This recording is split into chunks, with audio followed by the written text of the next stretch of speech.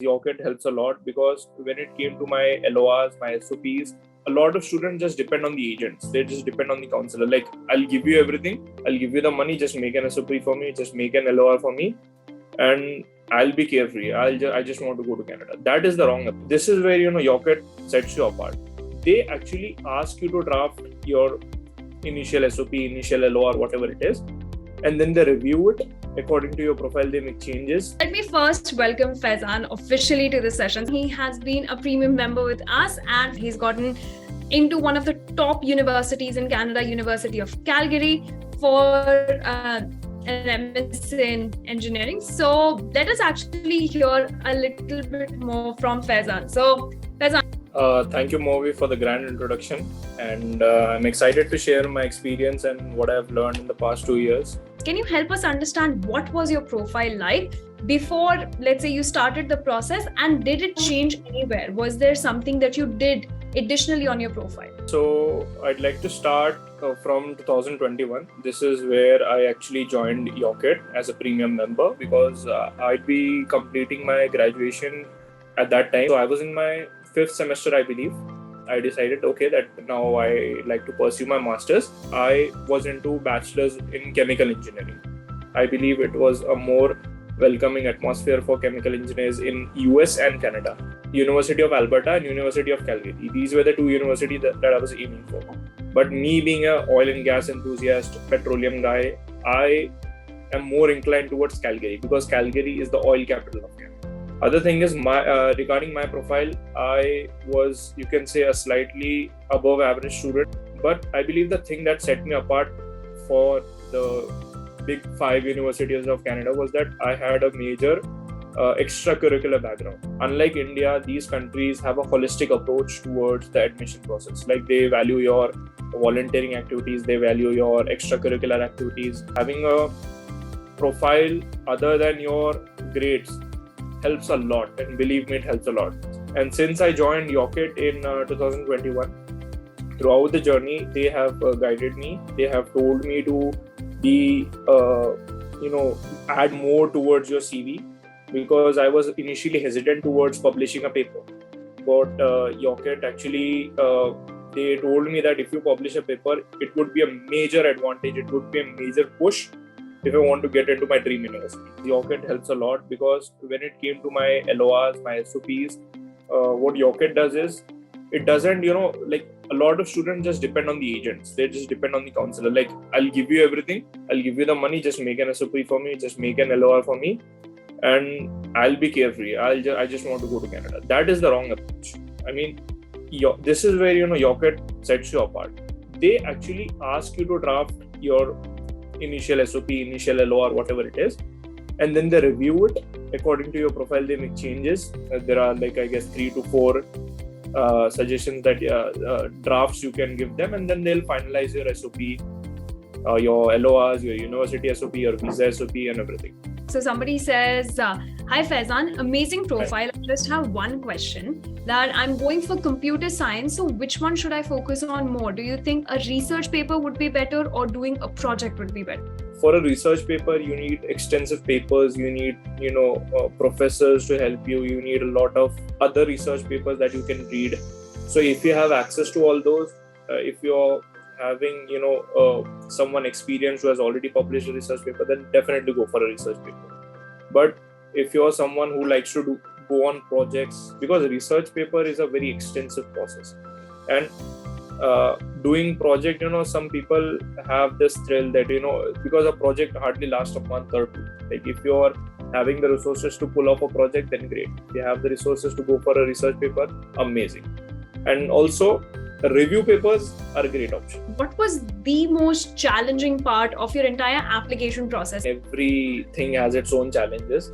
You just need to, have your to-do list and tick one thing off, one after the other, and just, face the challenges. But if you're asking one specific thing, it is the visa process. Because many people are not experienced with how visas work, how, international travel works, or how, basically then accommodation comes up, then housing, then your financial planning, all that comes up. So visa process, I at least have 6 months, 5 to 6 months start your visa process at least 5 to 6 months prior. Let's talk a little about how your SOP was. So first of all, you need to have a killer intro. I wrote that destiny has always played a major role in my tryst with chemical engineering or petroleum engineering. This was because, see, everyone has their own uniqueness to them. You have your unique touch. Now, what was unique about my journey was that I was born and brought up in an oil and gas country. I was born and brought up in Saudi Arabia. So I emphasized on those points. Regarding the points, you need to have a very solid introduction. Okay, this applies to university as well, the introduction part and your visa SOP as well. But for visa SOP, you need to have your finances in place. Like you need to whatever your finances may be, this is personal to everyone, but you need to define it very well. Along with that, you need to say that why you will be coming back to the country. I've gotten a question here by Akash who says, hey Fayzan, I have a research paper which I'm planning to publish. Do you recommend going with a paid journal? I mean the journals who take a charge to publish your paper. By the way, congrats on getting into UOC. I'd like to suggest you that rather, going for your paid or free, check their impact score. Because every journal has an impact score. Higher the impact score, higher their value. But if you're getting a paid journal, like if you're just paying them to publish the journal, so it's okay unless there is a reason that they have a good impact score. In my case, I guess the impact score was 8.5 of the journal. It was IJRA set, International Journal for Applied Sciences and Research in Engineering Technology. So I went with them. And so the most important factor while choosing a journal is their impact score. Ish asked that for Canada, do we have a face-to-face interview or just documents drop? I think it's for visa. For Canada, you don't have an interview. All the talking is done by your documentation. That is what I'd like to say. So your documentation needs to do all the talking. You are judged on the basis of your documentation. Yeah, once in 1,000 maybe, or once in 10,000, if they find, some kind of error or some kind of if they need to call you, then they might call you for it. But this is a very rare scenario. What was the type of help that you received from YOCKET, especially with your visa, since we're talking extensively about visa? Obviously, YOCKET people are going to help you with the visa SOP. YOCKET counselors have, tons of experience of, helping students with visa. So they will let you know these nitty-gritty details. YOCKET people will tell you to have an extensive paragraph towards your financing. On top of this, your attention, your documentation process is very important for you. So was getting into Calgary always the dream? Calgary was always my dream because Calgary is the oil capital of Canada. University of Calgary is the backbone of Calgary's oil and gas industry. So when I got my acceptance letter from University of Calgary, I was excited obviously. But then back of the mind, again, I have to get straight onto the next process. That is, maybe first is filing, you need to transfer some money to secure your admission seat. So that is the first thing. Then obviously you need to get started with your visa process. That is your medical, you need to do your medical.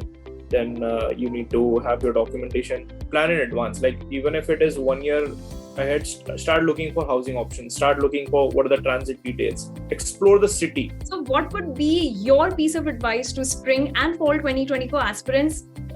It's good to have some help like YOCKET. It's like, this is cliche, but a big brother who can help you guide. And start early, start writing a recipe from today. If you have graduated this year and you're planning to go for next year, there shouldn't be that gap. You should be doing either an internship, either you should have a job. Just don't leave a gap in your resume. One question by Pranav here who says that does a cleared backlog will have any issues with the acceptance for universities in USA? Backlogs do contribute towards the entire process, but if you can justify your backlogs and if you can have other curricular activities that can overcome those backlogs, then it's a major advantage. And see, if you're in your second year or third year, you're having backlogs, your CGPA is low, scoring great in your final year will boost your chances. How to take care of funding? First thing before you're going to file your visa is that they're going to ask you for your GIC. That is Guaranteed Investment Certificate. this is called different things in different countries, but for Canada it is GIC. Now what you need to do is you need to deposit a certain amount. For Canada it is 6.5 to 7 lakhs in a Canadian account, and it will be blocked. So when you go to Canada, they will initially give you a sum, and then remaining will be given to you throughout your first year of study. So this is one of the best ways is to have 6.5 to 7 lakhs for your GIC secured. Other is that you can go with the loans. So loans actually also help in your visa process, because having a loan is a security that visa officers knows that okay, this guy has this amount secured. So YOCKET has a whole finance team, a whole loan department that can help you with secure loans with financial institutions. So having a loan is a great way to finance your studies. If you had to digress your entire journey in one word for your application process, visa, etc., and one word for your journey with YOCKET, so what would those two words be? For the application, for the entire journey, it would be fabulous, amazing, and insightful. And for YOCKET, it would be helpful guidance. So thank you so much, Fayzan, for coming down and talking to us and answering these questions. I hope you had a lovely time, as much as we did and as much as I did, because I again got to learn so much today. And after talking to all these students and understanding the various boulders in their journey, we created YOCKET Premium. And before we part, studying abroad is not a rocket science. It is YOCKET science. So select your preferred choice of plan and get started today.